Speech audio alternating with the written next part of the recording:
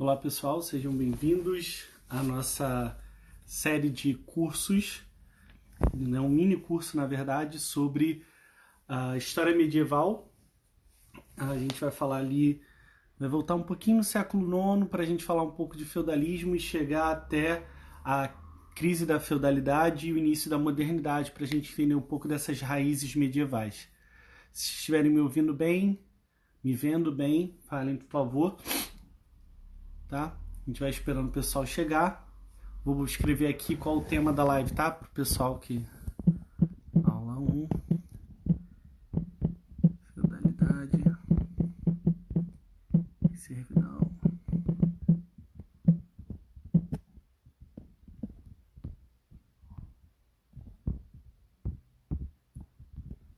Pronto. Bom, pela primeira vez vocês vão ser meus alunos de história.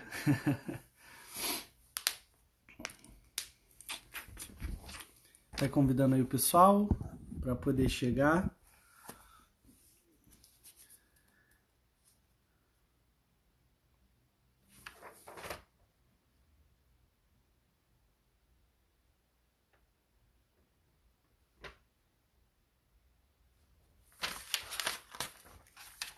Seu trabalho dando aula, Lourdes? Sim, eu sou professor de História e História da Arte. Eu tenho um colégio chamado Frones Christian School, o primeiro colégio cristão clássico de toda a América do Sul. Eu dou aula de História para a terceira série do ensino médio e aula de História da Arte para todo o ensino médio, tá?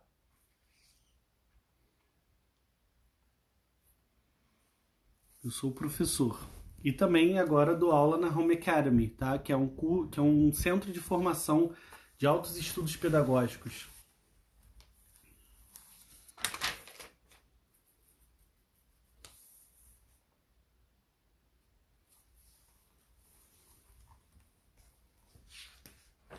O pessoal tá entrando. Só para vocês terem noção de quantidade de conteúdo que a gente vai ter esses 3 dias, tá?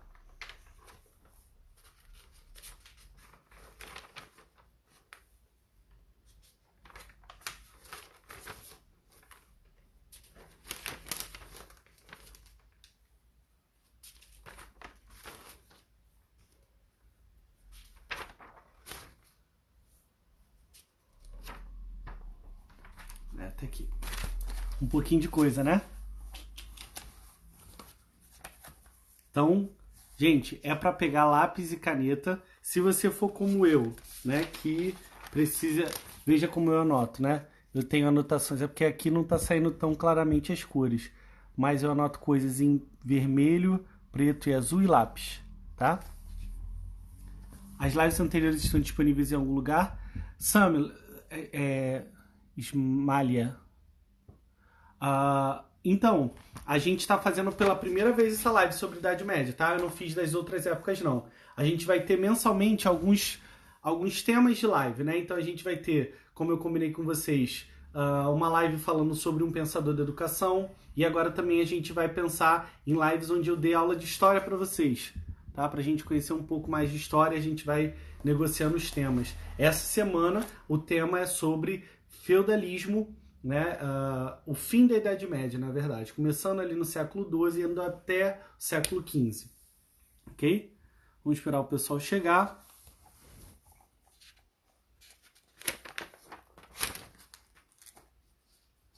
Olá, Tico Mota, seja bem-vindo.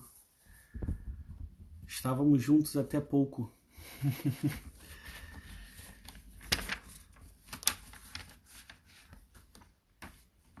Bom,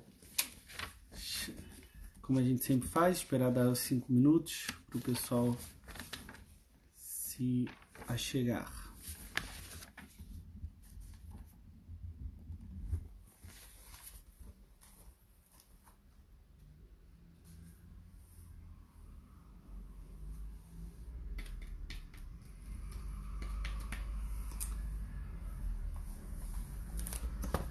Bom, sem muitas delongas, vamos... Boa noite, Rodolfo, seja bem-vindo. Bom, o pessoal tá chegando, vou esperar mais 15 segundinhos pessoal que for entrando aí.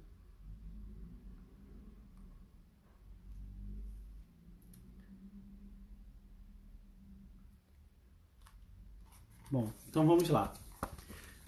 Quando a gente fala sobre feudalismo, uma série de coisas vem na nossa cabeça e muitas vezes até mesmo alguns tipos de pré-conceitos, no sentido de conceitos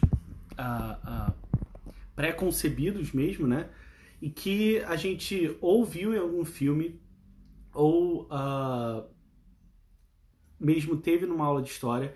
Mas eu queria que, antes de tudo, vocês entendessem em que contexto esse tipo de situação está se desenrolando, né? Como a Idade Média está se desgringolando nesse período. Quando a gente fala do período da Alta Idade Média, que é o período ali do século IV, século V já, até o século IX, mais ou menos, que é quando a gente tem o governo de Carlos Magno, a gente tem o que a gente chama de Alta Idade Média, aquele período em que a gente ainda tem reinos, principalmente oriundos das invasões bárbaras, tá? Que começam então a se desmantelar, né? O último dos grandes reinos que vai sobrevivendo é, no século IX, o grande Império Romano Germânico, sob as mãos de Carlos Magno. Acho que eu estou mexendo bastante aqui. Deixa eu ver se vai parar. Sob o domínio de Carlos Magno e depois, posteriormente, seu filho, mas não dura muito tempo também, porque acaba se fragmentando. O que vai acontecer entre o século IX e o século XII, tá? Esse é o primeiro parênteses aqui que talvez o seu professor de história não te ensinou. Até o século X, nós falamos do século X, tá? Até ali a gente fala dessa forma. Depois a gente fala o século XI, XII, XIII. Bom, do século IX ao século XII, nós temos efetivamente uma descentralização do poder. O que vai acontecer é o seguinte: quando o Império Romano, tanto do Ocidente quanto do Oriente, começa a se desfragmentar com as invasões bárbaras, há necessariamente um movimento de abandono das cidades para uma migração do campo. Isso vai acontecer primeiramente motivado pelos movimentos monásticos que vão abandonar as cidades, até porque de início a ideia da cidade estava cada vez mais associada a uma ideia de perversidade. As cidades romanas eram cidades muito promíscuas, mas também esses grupos bárbaros tendem a se localizar, né, em clãs mais ao campo. Então o que vai acontecer é um abandono citadino, sendo substituído por cada vez mais uma ocupação do campo, e essa ocupação do campo vai ajudar com que as grandes elites, as nobrezas que vão se formando, comecem a criar nichos de poder, e a gente sempre tem uma relação aqui que a gente nunca pode esquecer. A relação entre realeza e nobreza são inversamente proporcionais. Quando a nobreza tem mais poder, geralmente o rei tem menos poder. Quando o rei tem mais poder, a nobreza está mais fraquejada. Tá? Isso é constante dentro da história da humanidade, essa relação inversamente proporcional. Agora vejam, depois que o Sacro Império Romano Germânico, né, de Carlos Magno, é fragmentado, Carlos Magno, aquele grande imperador que foi coroado em 25 de dezembro de 800, na Missa do Galo, pelo Papa, e efetivamente esse reino vai se desfragmentando, e aí começam a surgir elites locais que são donas de terra, e o que vai começar a se aprofundar é que as relações de poder nas sociedades que estão se formando nesse período vão estar relacionadas à terra.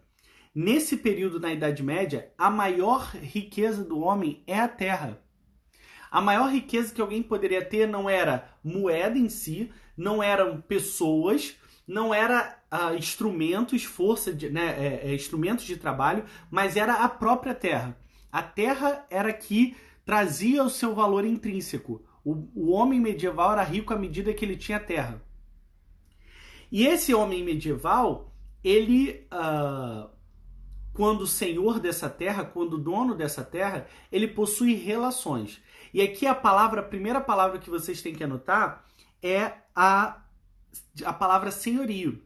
De acordo com Georges Duby, a palavra-chave que define o que é feudalismo é senhorio, tá?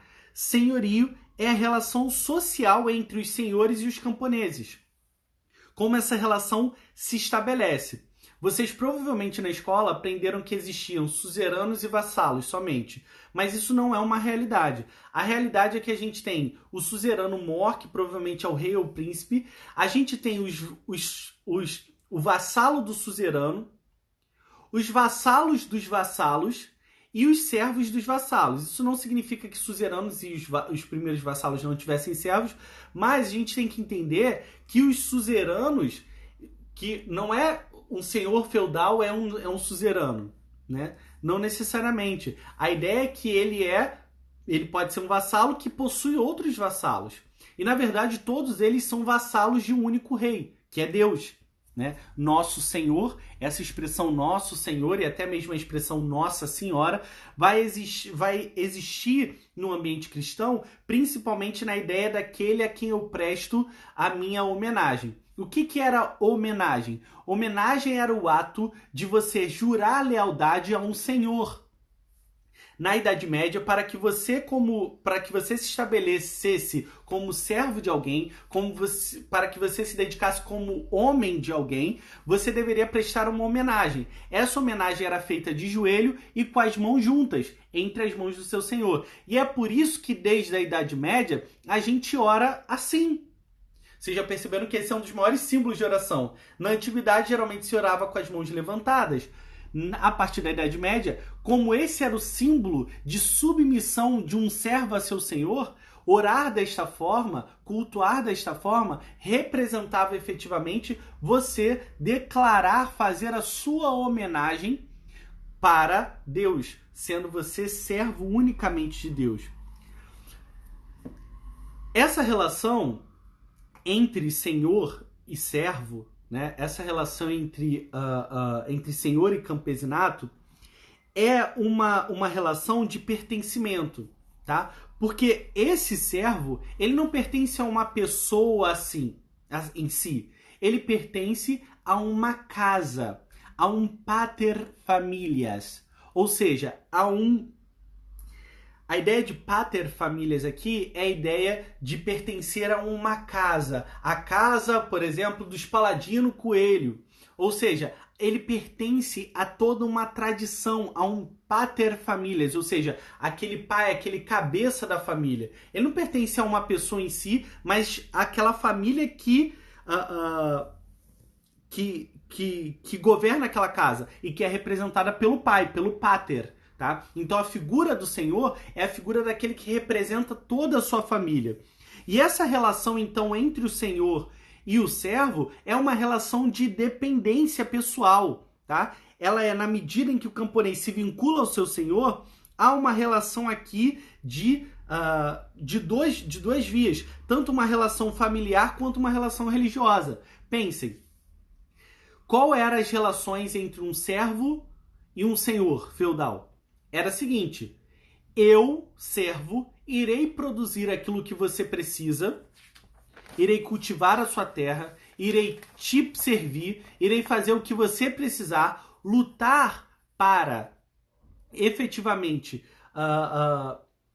garantir tudo que está aqui, e em troca o senhor feudal deve garantir vida, provisão e um lar, e uma terra também. Entende isso? Olha que coisa interessante. Esse princípio de relação aqui está entre aquele que dá a sua vida pelo seu senhor e o senhor que garante a sua vida. João, como é que o senhor feudal dava vida a ele? O senhor feudal era senhor da morte e da vida. Cabia ao senhor feudal, muitas vezes, decidir se aquela pessoa morria ou vivia, se aquela pessoa era punida com morte ou não. Ele era o garantidor da vida. Ele era quem podia doar ou tirar a vida. Tá? Isso é muito importante. Então a relação a natureza dessa relação, ela é paternal. Por quê? Porque eu sei que ele, como meu pai, irá cuidar de mim. Eu sei que ele, como como um pai provê ao seu filho, proverá a minha vida necessária e eu darei a vida por ele e obedecerei a ele. Mas essa relação também não é só parental, mas também é uma relação religiosa. Se só existe um Deus, a quem eu só ele devo prestar culto, a só ele devo adorar, também eu só devo servir a um Senhor. Entende que a relação aqui é, se eu tenho só um pai, eu também terei só um Senhor, mas se eu tenho só um Deus, eu também terei só um Senhor? Então é uma relação familiar, né, parental e ao mesmo tempo divina, no sentido de que, uma vez que o grande suzerano, que é Deus, eu só presto uma homenagem, eu também só prestarei uma homenagem a um Senhor, a um único Senhor, porque esse Senhor me garante a vida. Então, a servidão é algo pessoal e intransferível, igual CPF. Você não pode chegar e falar assim, não, eu prestei uma homenagem para o meu senhor fulano de tal, mas quem vai fazer vai ser meu amigo. Não, vai ser minha esposa. Não, vai ser meu filho. Não, vai ser você. Você é que vai exercer essa relação, porque é uma relação amorosa, tá? Apesar de não parecer, apesar do seu professor ter ensinado luta de classes, né? Porque, coitado, ele nunca nem leu Marx, mas ele só acredita nisso, porque ele é limitado fisicamente, mentalmente, na verdade. Mas essa obediência é uma obediência amorosa, é uma obediência de garantimento de vida. Ele está garantindo a sua vida. O senhor feudal é aquele que te garante o seu sustento, a sua existência. E garantir a sua existência significa efetivamente você obedecer amorosamente àquele homem. Porque a servidão é diferente da escravidão. Você não é obrigado a ser servo, você presta servidão ao homem que você acha justo. Tá? Kivia, esse curso é um mini curso que a gente está dando, tá? O curso de Economia e Sociedade Feudal, ok? Bom, é também uma relação essencialmente política, o que permite uma formação de riqueza social. Ou seja, essa não é só uma relação social, mas também uma relação política. Há poder político diferente aqui. O senhor feudal manda politicamente sobre o seu servo. E toda a relação política permite a formação de uma riqueza social. Né? Até o século XVIII, essas relações sociais organizam a sociedade. Entendo, desde o século X, desde o século IX, essas organizações, essas relações vão perdurar até o século XVIII. Toda a relação dos homens vão estar permeadas por isso. Século XVIII, gente, eu estou falando até a Revolução Francesa, praticamente. É só a Revolução Francesa, na verdade, que vai acabar com as estruturas feudais do mundo. Nos trópicos, aqui nas colônias, a gente vai viver o grande antigo regime. O ancien regime nada mais é do que a ideia de você reproduzir toda aquela estrutura feudal que permaneceu no absolutismo nos trópicos, né? Isso vai acontecer. Então, o que é mais interessante é que, apesar de haver uma homenagem, apesar de haver esse pertencimento, essa pessoalidade, isso é muito importante, mas essa sociedade ela vai estar organizada basicamente em uma estrutura não formal, numa estrutura informal. João, como assim numa estrutura informal? Ela é informal na medida em que ela está baseada numa disciplina social católica. E disciplina social católica não é uma constituição, não é uma regra, não é um conjunto de leis. Não é simplesmente uma lei onde todo mundo tem acesso. Não, são leis, regras morais que estão estabelecidas tacitamente na sociedade a fim de que a sociedade funcione. E é interessante que essa sociedade vai se organizando por essas leis morais e essa obediência amorosa vai se relacionando com isso. Até porque essa é uma sociedade que tem total pavor e tem total respeito também pelo além-túmulo. O além-túmulo é o medo daquilo que está no porvir, é aquilo que está no depois da morte. O além-túmulo é justamente o que regula essa sociedade. Essa característica sobrenatural está aqui disposta para poder regular as relações. Porque eu não traio o meu Senhor, porque eu também não traio o meu Deus. Porque o meu pertencimento é apesar dele. Porque se o meu Senhor morre, meu pertencimento é a essa família que eu pertenço. Entende? É algo que vai além, é algo que excede meros contratos efetivamente, tá? Então a ideia aqui é que essa situação do além-túmulo vai se aprofundando cada vez mais, né?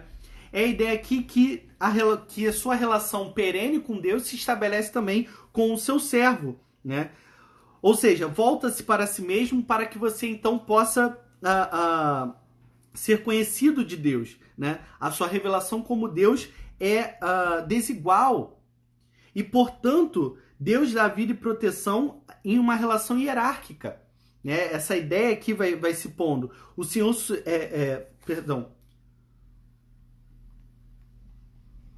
à medida em que o Senhor se relaciona com Deus, né? É relacionado à sua imagem com Deus, ele começa então a ressignificar as suas relações com o seu servo.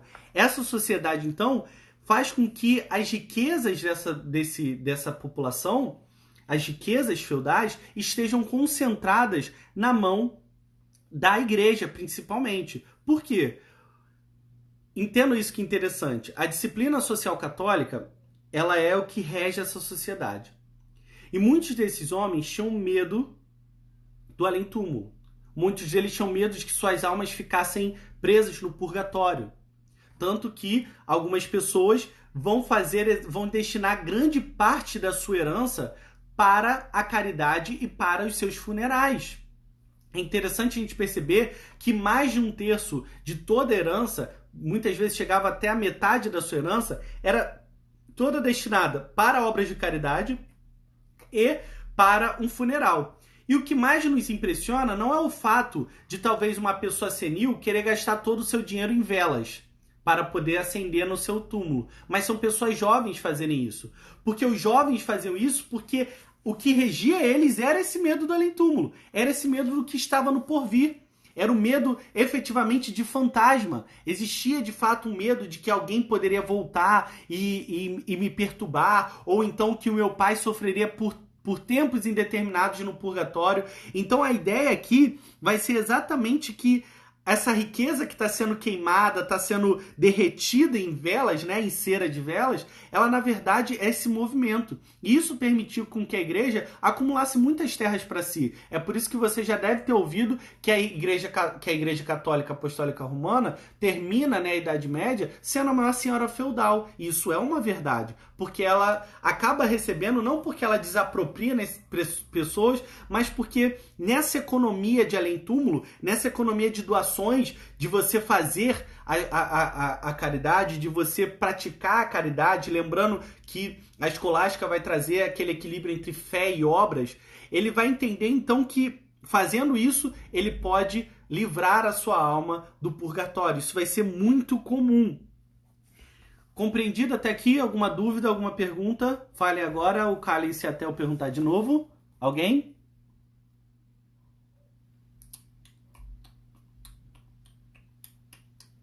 Vamos ver se aparece alguém perguntando alguma coisa. Eu acho que não.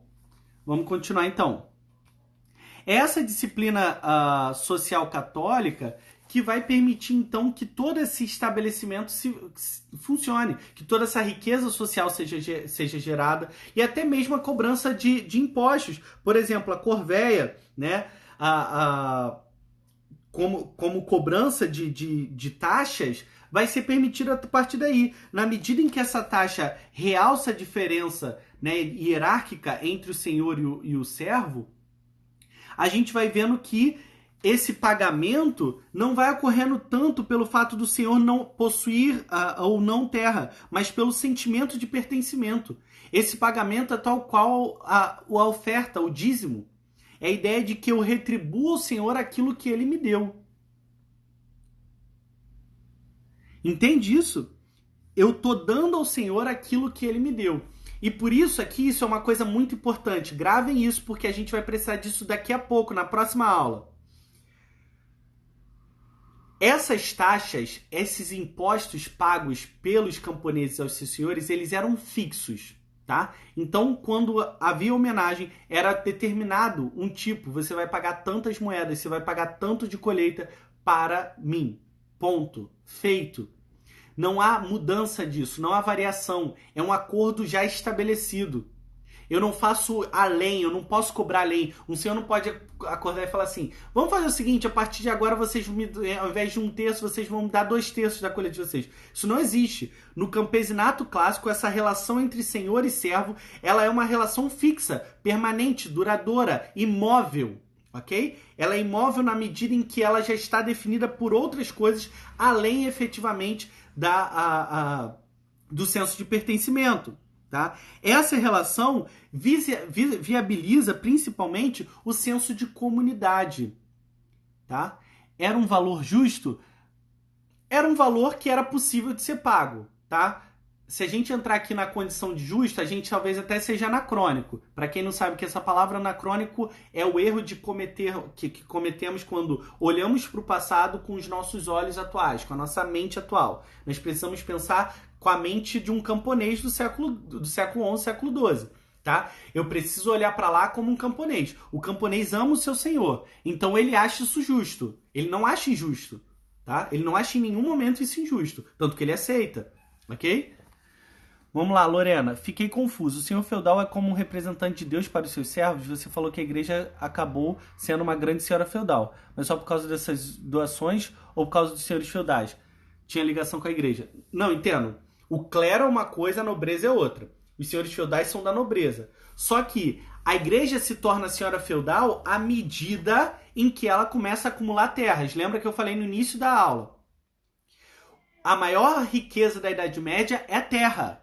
Tá? Então a igreja começa a acumular essas terras por causa dessas doações, principalmente dessas doações post-mortem.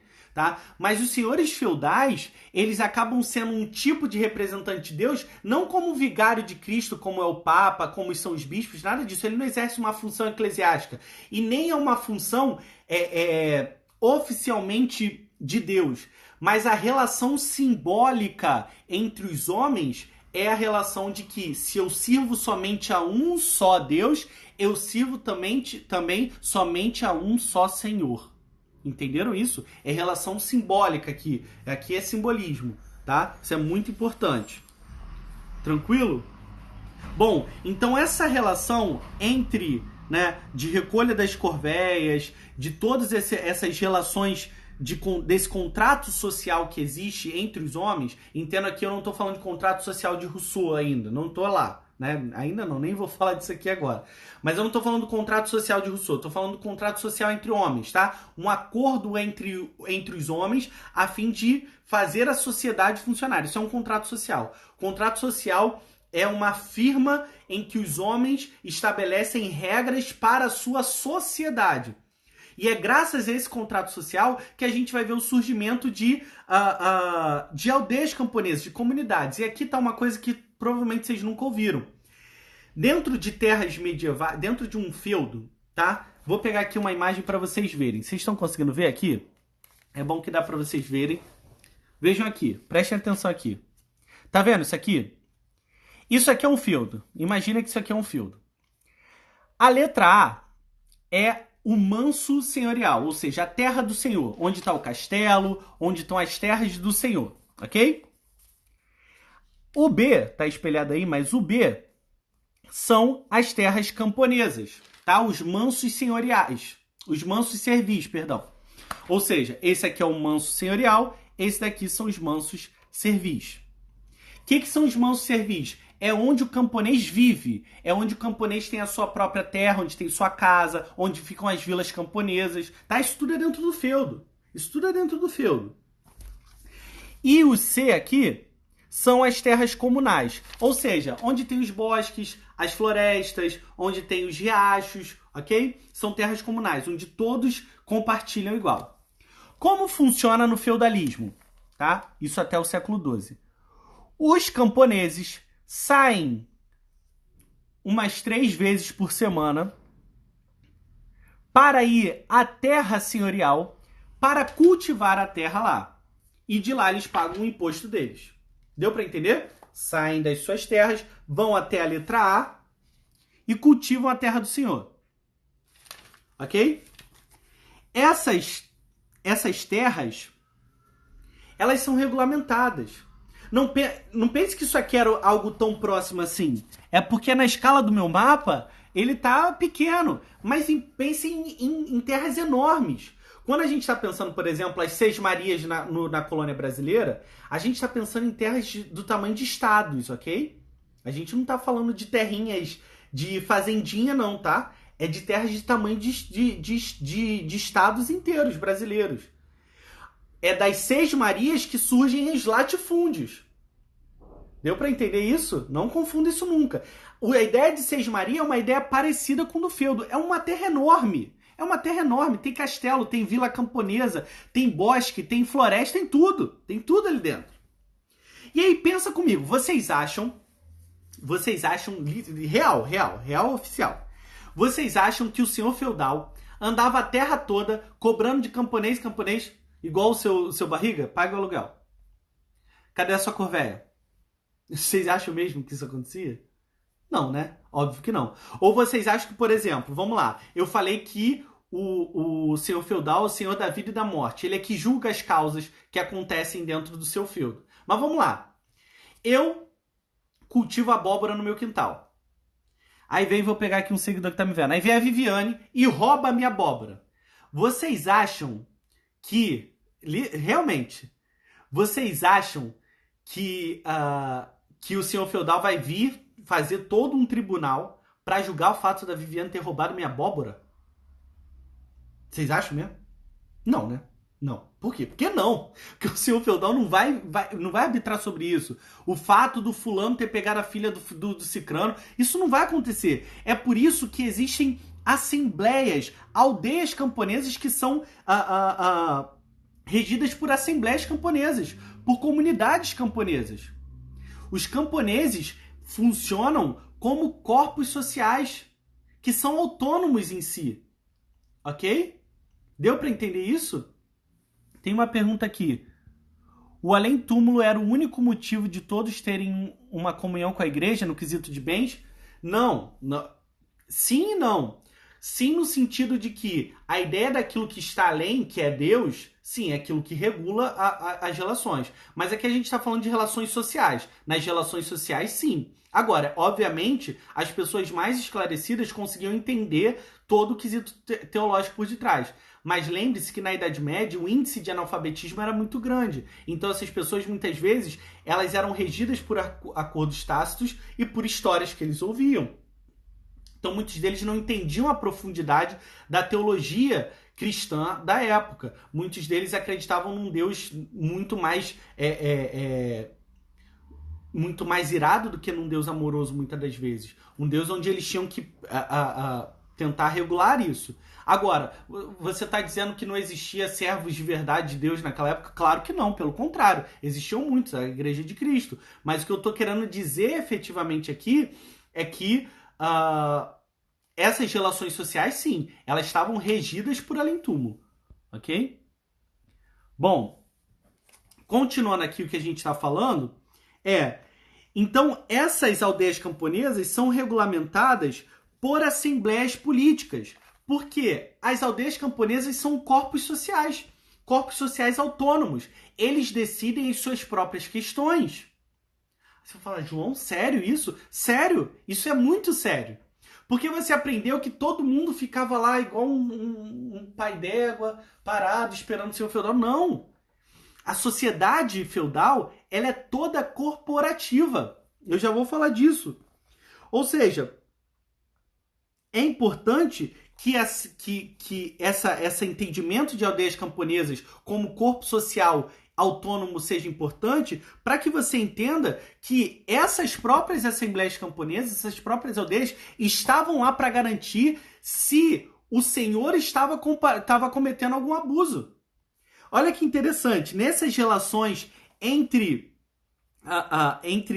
o corpo social, não havia obviamente hierarquia, né? A sociedade era estamental no sentido de que havia hierarquias, mas numa ideia de corpo social, como se fossem membros, esses membros estão ali para serem regulados. Então essa é uma sociedade corporativa, ou seja, que funciona por corpos sociais, o corpo social das aldeias camponesas, o corpo social dos senhores feudais. Não estou falando de sindicato não, tá, gente? É uma sociedade, é um corpo social. E essas pessoas estão ali, os nobres, o clero, e esses corpos sociais possuem autonomia para se reunirem em assembleias, para poder decidir as suas próprias questões. E por isso é uma sociedade corporativa e polissinodal, tá? Então vou repetir. Era uma sociedade corporativa polissinodal. Cada assembleia tinha sua lei ou eles julgavam com base numa lei homogênea? Não havia uma lei homogênea, mas havia a disciplina social católica. O que regia essas relações eram duas coisas. Primeiro, o acordo tácito do bem-estar social, do welfare, né? Ou seja, a ideia de você garantir o bem comum, e a disciplina moral católica, ok? Não havia uma lei própria. Não, aqui a gente não... Não, existia todo um consenso tácito, tá? Ou seja, já feito ali, já inserido na mentalidade do povo. Essa organização filosófica vai estar muito presente na obra de Santo Tomás de Aquino e de Alberto de Lyon, né? Que é a ideia de que a sociedade é um corpo social, tá?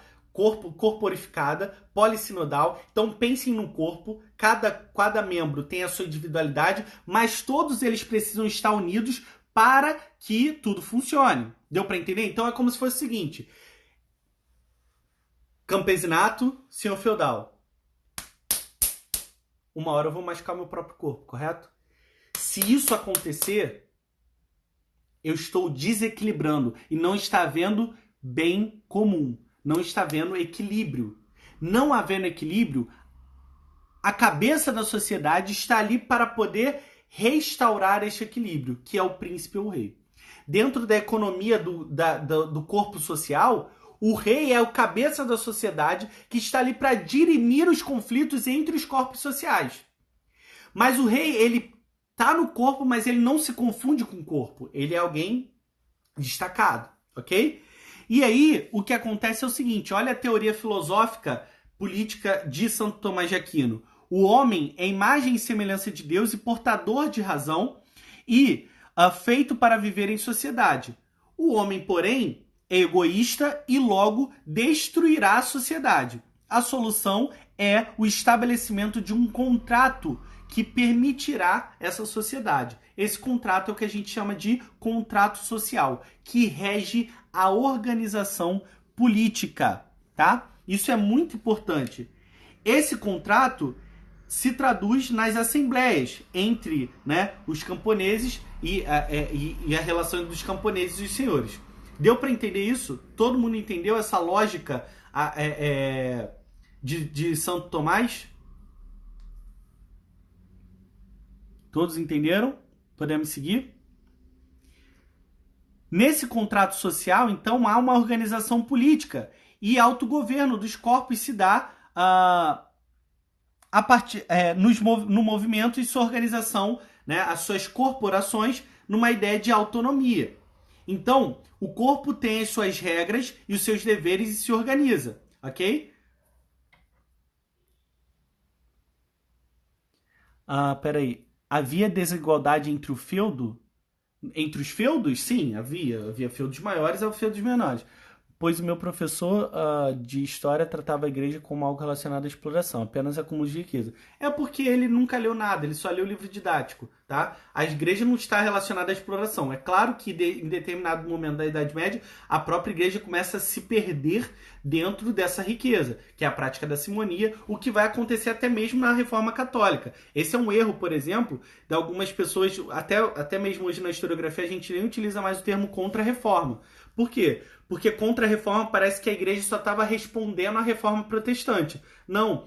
Já lá no século XV começa um processo de reforma católica. A própria igreja vê uma necessidade de se reformar, de transformar algumas coisas dentro da própria igreja, tá? Mas a igreja não é um centro de exploração. Não, claro que havia os que exploravam em nome da fé, como existe até hoje. Mas aqui, não necessariamente. Isso está relacionado muito mais aos senhores feudais.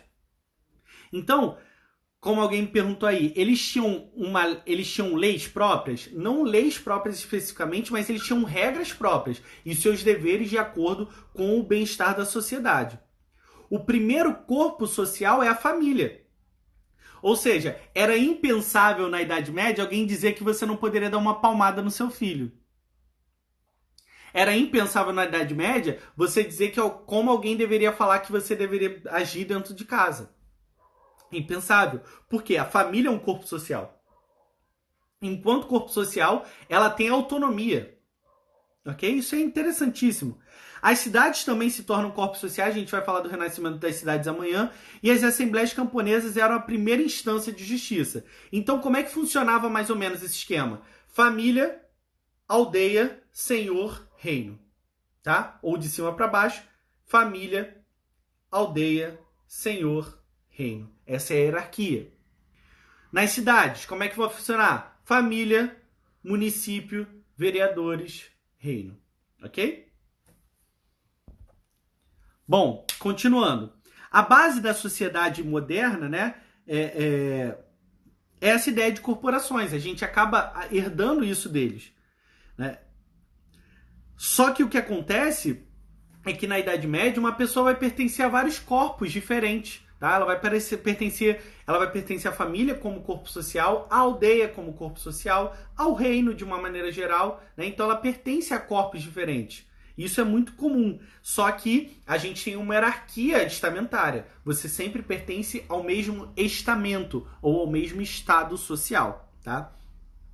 Agora, é preciso entender que a gente tem família, aldeia, senhor e reino, né? Ou então família, cidades, vereadores e reino, né? E o reino está subjugado geralmente à monarquia, né? Monarquia é plural de reino, ok? Meu Deus, eu não sabia. Monarquia é plural de reino, tá? Vários reinos compõem uma monarquia. Uma monarquia que a gente chama de compósita, tá? Ou composta. A hierarquia é estamental, pois há prerrogativas diferentes para a nobreza e o clero em relação ao campesinato, tá? Ou seja, há então aqui uma diferença de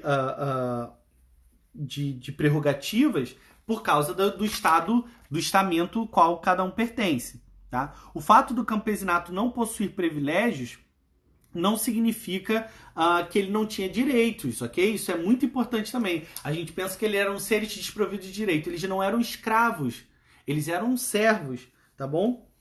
E é importante a gente entender que o que regia, então, essa sociedade era tratadística. A manutenção de uma hierarquia e de uma disciplina social. Os camponeses queriam essa manutenção, pois esta garantia sua sobrevida. A aristocracia tinha que garantir o bem comum. Então, entenda, para ambos os lados, manter isso era muito importante.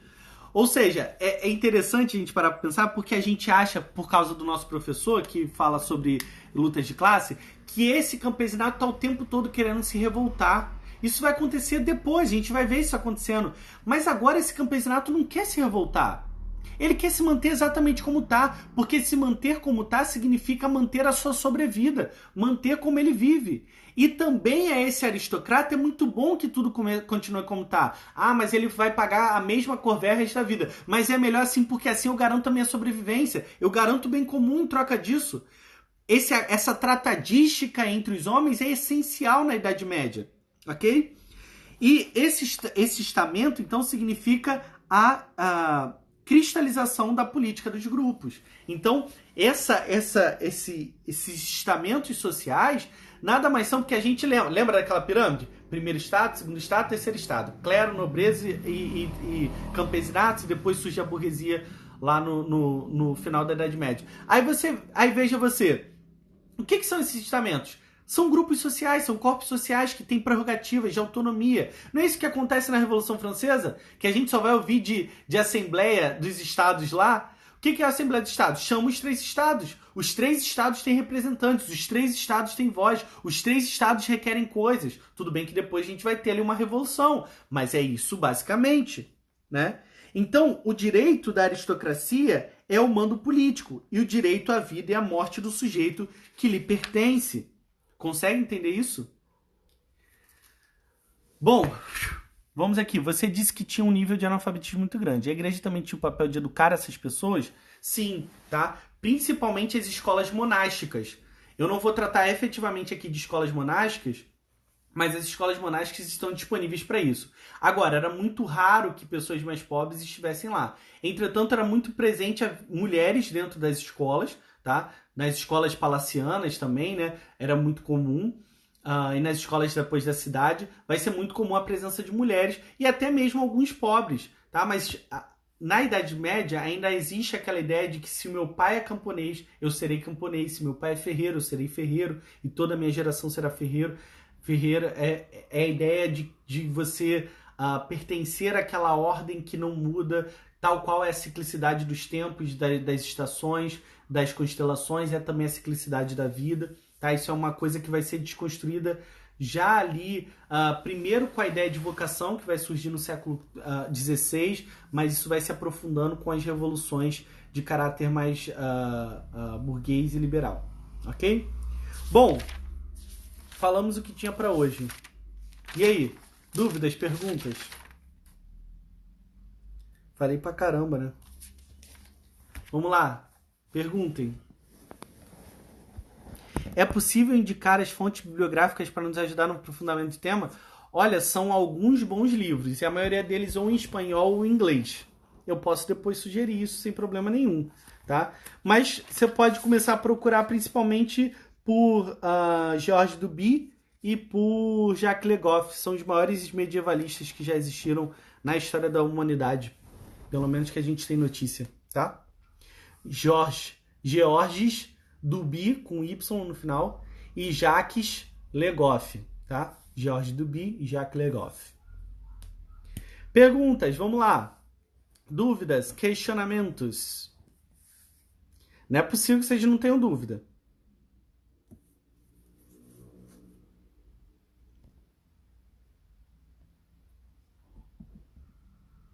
Quando a igreja começou a perder a força cultural, seguiu a necessidade por todos os acordos no papel.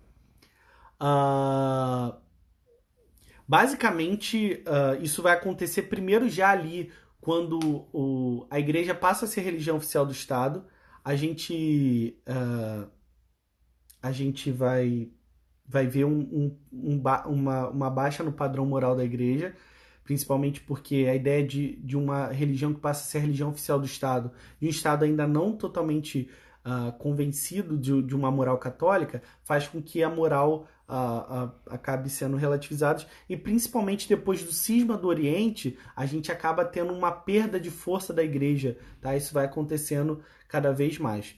Georges Duby e Jacques, esse Jacques tem um C antes, tá? Do que, e Le é separado do Goff com 2 Fs, tá certo? A relação do senhor com o servo de cima para baixo não coloca o servo em lugar de objeto para o senhor? Não. Ele é uma pessoa, ele não é um objeto. O senhor não faz o que quiser com ele. O senhor não tem esse poder de fazer o que quiser com ele. Porque ele deve algo para o servo, entende? Ele deve algo para o servo. Ele deve a vida, ele deve sustento, ele deve casa, ele deve comida, tá? Tem dificuldade de entender essa relação como uma relação de amor. É uma relação de amor à medida em que o servo ama o seu senhor. Não é porque vocês pensam como se fosse escravidão, tá? Isso, tá certo agora. Já do Bi, Jacques Le Goff. É porque a gente olha isso como se fosse escravidão. E primeiro que nossa ideia de escravidão é totalmente deturpada. A gente acha que toda escravidão é igual a do século XVI. Não é. Escravidão muda. E ali não é escravidão, é servidão. Tá? Servidão. É servo, é algo diligente, é algo que você faz porque você quer. Tá? Essa era a frase, quero ser seu homem. Tá? Sem conotação aqui amorosa no sentido eros, né? Esse assunto é muito instigante, particularmente me atrai bastante. Luca, principalmente você que é músico, a gente vai entender, por exemplo, como o Rinascimento italiano vai justamente surgir por causa disso aqui. Por causa de um problema nessa relação entre servo e senhor. Vamos descobrir isso. A gente vai descobrir como esse desequilíbrio a partir do século XII vai justamente criar toda a chance para que a gente tivesse um Estado moderno, tá? Incrível de como nos é ensinado, pois também não consigo ver uma relação de amor do servo pelo seu senhor. Exatamente, é uma relação amorosa. Essa relação vai se estremecer quando a gente tiver um problema econômico aí relacionado. Por isso, nossa curso aqui é de economia e sociedade. Comumente ouvimos que a economia na Idade Média era de exploração. Até onde pode ser correto? Exploração em que sentido? A economia nessa época ainda nem comercial é, a gente vai falar disso amanhã. É uma economia de troca, de escambo, baseada na exploração do quê? É claro que o servo, não estou falando que o servo era um trabalhador cheio de direitos, nada disso. Ele é um ser de direitos. Tanto que a gente vai ver a figura do copywriter, né? O copholding. Perdão, a ideia do copholding é quem? É aquele que anda com os seus direitos pendurados. Olha aqui, eu tenho os meus direitos, tá? Então isso é muito, muito, muito real, tá? Agora, falar em exploração em que sentido? Tá? Em que sentido a gente está falando de exploração? Como um vassalo poderia se tornar um senhor? Era possível sem revoltas e guerras? Sim. Um vassalo ele pode ser senhor porque a ele foi doado terras, porque houve casamento entre famílias, ok? Agora, você não pode confundir um servo. Um servo nunca vai ser senhor, tá? Foi aquela relação que eu fiz no início. O suzerano é o rei e a gente tem o vassalo do vassalo e o vassalo do vassalo que tem o servo. Entende? O servo não se move nesse sentido. Agora, entre vassalos, entre nobreza, há um movimento claro. Tá? Há também movimentação vertical na Idade Média, mas ela é muito mais horizontal, pelo menos nesse primeiro momento. Okay? A gente vai ver isso mudar no século XII. Bom, gostaram da aula? E aí, o que me acharam como professor de história? A relação de servos era dependente do outro, sim. De alguma forma, sim. Digo isso devido ao que muitos professores de história ensinam em sala de aula. Entendo. Mas de onde surgem esses vassalos? Eles são nobres. Eles são pessoas que já possuem terra ou que têm relações familiares. Como surge um nobre? A classe de nobreza ela sempre vai desde os patrícios no Império Romano até mesmo até mesmo depois a ideia dos nobres que vão se estabelecendo, tá? A relação de nobreza é a relação do bem-nascido, né? É a relação aqui do areté, né? Da ideia areté do grego de você ter nobreza no seu sangue, virtude no seu sangue, entende? É assim, você nasce nobre, né? Você não vira nobre. Um momento vai virar nobre, a gente vai ter isso na história da humanidade. Mas até esse momento, você nasce nobre, você não vira nobre. Isso é uma condição que vem de heranças e heranças, de famílias e famílias. Tá? Bom, entenderam? O pessoal me gastando falando, professor, dá pro gasto. Você realmente ama o que faz. Ótima aula. Que bom, que bom. Isso é a ideia. É isso que eu sempre falo com vocês quando eu estou fazendo live aqui de educação clássica. Quando você ama o que você faz, as pessoas percebem o amor e passarão a amar o que você ama também. Existem nomes do clero dessa época, dar nomes aos bois? Existem nomes, claro, existem ordens. A gente vai ver agora no século XII surgir as ordens dominicanas, as ordens franciscanas, né? São Francisco de Assis, a gente tem os grandes papas, né? Grandes homens de Deus estiveram aí nesse período. Você pode procurar isso estudando toda a história da igreja. Você vai encontrar grandes homens. Entendi. Nasce nobre ou nasce servo? É isso que não dá para mudar, né? Exatamente, tá? É a condição do... Lembra que eu falei? Eu sou servo, meu filho vai ser servo, meu neto vai ser servo, porque isso é o acordo, lembra? A sociedade tem que se manter continuando. Para me manter continuando, olha isso que é importante. Veja, para que tudo continue acontecendo, o servo não pode querer ser senhor e nem o senhor pode querer ser servo. Entende isso? Ninguém pode querer ser o outro. E por isso, a mão direita nunca vai querer ser a mão esquerda. Eu sei que vai estar parecendo espelhado para vocês, mas uma não vai querer ser a outra. Porque se trocar uma com a outra, a gente vai ficar torto, não vai funcionar. Então o pé não quer ser a orelha. Porque o pé tem um funcionamento específico e a orelha tem um funcionamento específico. Ninguém quer entrar no lugar do outro. Não existe esse de luta de classe, o oprimido querendo ser o opressor, como aquele velho gagá do Paulo Freire falava. Não tem nada disso, não. Isso é bobagem. Para quem ama história, mas aprendeu muita coisa na sala de aula do MEC. Por onde começar a estudar história de verdade? Então, a gente vai ter um curso de História da Educação no Home Academy. Pode ser um bom começo ali, tá? Pode ser um bom começo. Eu sou de SCC, do interior do Pernambuco. Como vou comparecer à avaliação presencial? Kelly, então, essas perguntas você vai conseguir fazer lá no perfil da Home Academy, tá bom? Agora, para saber sua opinião, acha que daria para ter algum tipo de sociedade cristã hoje próxima a essa ideia de relação senhor e servo? Eu acho que não é nem o ideal, né? A gente não tem que perseguir uma relação de senhor e servo. Essa não é um ideal de sociedade cristã, tá? Não é porque havia algum tipo de temor de Deus que isso significa uma sociedade cristã saudável, tá? E não era, no caso, não era mesmo. Agora, se há a possibilidade de uma sociedade cristã, muito difícil mesmo. Mas é possível. Uma teocracia, né? Ou, de alguma forma, uma sociedade cristã, seja católica, protestante, é possível. Agora, desse jeito, não. Deus me livre. Imagina, eu com certeza seria servo, não sou bem nascido. Todo mundo aqui ia ser servo. Imagina, Deus o livre. Mais alguma pergunta? Eu vou encerrar a live. Amanhã nós temos um encontro marcado, onde nós falaremos sobre o que vai acontecer no século XII, no século XI, século XII, ali para poder tudo mudar. Bom, eu quero fazer uma proposta para vocês. O que vocês acham de ter todas essas minhas anotações num e-book exclusivo, gratuito? O que vocês acham? Tem isso aqui tudo para vocês.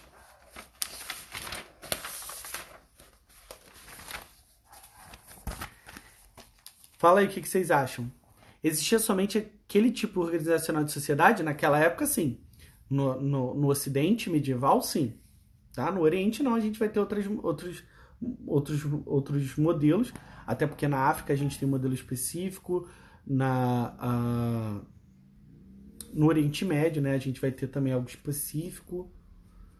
Enfim. É diferente, tá? Até porque eles não eram nem cristãos. Então, olha só, depois do final das nossas 3 aulas, a gente vai abrir lá uma página para você se cadastrar e baixar esse e-book gratuitamente. Pode ser? Mas eu quero um compromisso com vocês, todos que estão aqui. Vocês vão ter que... eu vou postar novamente a imagem amanhã. E eu quero todo mundo compartilhando. Tô falando sério. Eu preciso que vocês compartilhem. Se o compartilhamento for baixo, se a marcação de pessoas for baixa, eu nem vou me dar o trabalho de fazer esse e-book. Beleza? Preciso que vocês divulguem, mandem em grupo de WhatsApp, põem nos stories de vocês. Eu vou fazer uma nova postagem aqui agora. Vou terminar isso, vou fazer uma nova postagem, porque aquela saiu com um erro de digitação na imagem. A gente já consertou, vou fazer uma nova. E você tem que compartilhar. Mandar para todo mundo, tudo quanto é lugar. Combinado? Para amanhã a gente ter o dobro de pessoas aqui. Pode ser? É chantagem mesmo. Chantagem da mais braba. Entendeu? Mas eu preciso que vocês ajudem a divulgar. Combinado? Então, gente, vou fazer isso acontecer. E à medida que eu fizer isso acontecer, a gente vai ter isso para baixar no final dessas 3 aulas. Ok? Isso, pode ser também. Então tá ótimo, gente. Muito obrigado por vocês estarem aqui, por vocês terem acompanhado. Eu espero que Deus abençoe vocês. Vocês ainda vão aprender muito sobre Idade Média por aqui. Fique com a gente, tá bom? Deus abençoe vocês. Tenham uma boa noite. Tchau, tchau.